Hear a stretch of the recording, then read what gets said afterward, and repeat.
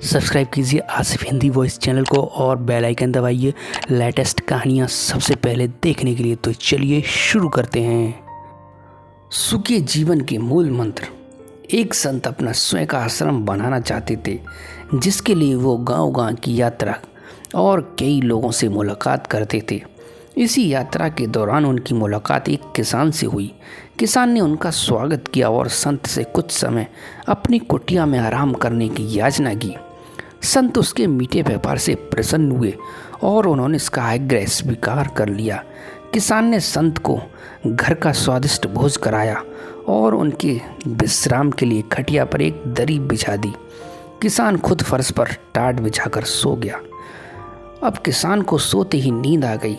उसके चेहरे के भाव से पता चल रहा था कि वह चैन की सुखद नींद ले रहा है। उधर संत को खाट पर नींद नहीं आ रही थी। उन्हें मोटे और नरम गद्दे की आदत थी, जो उन्हें दान में मिला था। वो रात भर किसान के बारे में सोच रहे थे। वो कैसे इस कठोर जमीन पर इतने चैन से सो सकता है।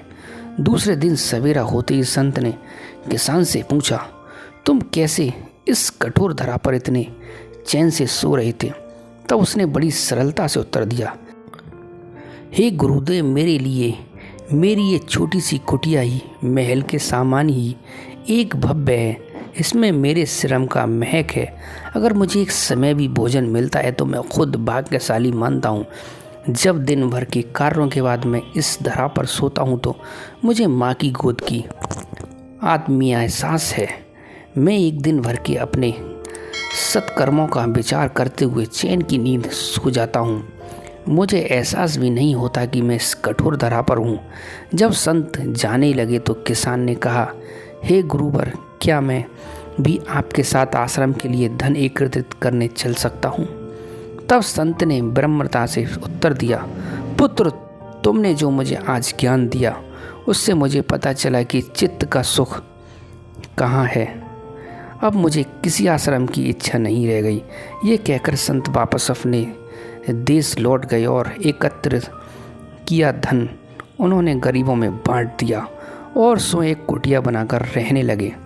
जीवन का सुख संतोष में है। अगर मनुष्य जो है उसे स्वीकार कर ले और उसी में खुशियाँ तलाशे तो वो उसी क्षण सारे सुख का अनुभव कर लेता है।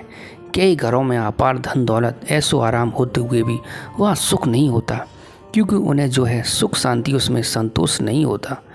कहते हैं, जिनको दूसरों की थाली में घी ज़्यादा दिखता है वो कभी खुद चैन से नहीं रहते। व्यक्ति को हमेशा वो चाहिए जो आपके पास नहीं है, और वो मिल जाए तो नई ख्वाहिश उसकी जगह ले लेती है। इस तरह पूरा जीवन नापसंदगी में ही बीत जाता है। तो दोस्तों, इस कहानी से हमें सीख मिलती है, सुख ही जीवन का मूल मंत्र है। अगर इंसान के अंदर सुख है तो कोई दुख उसे तोड़ नहीं सकता। यही है जीवन का मूल मंत्र। तो दोस्तों, कैसी लगी हमारी वीडियो?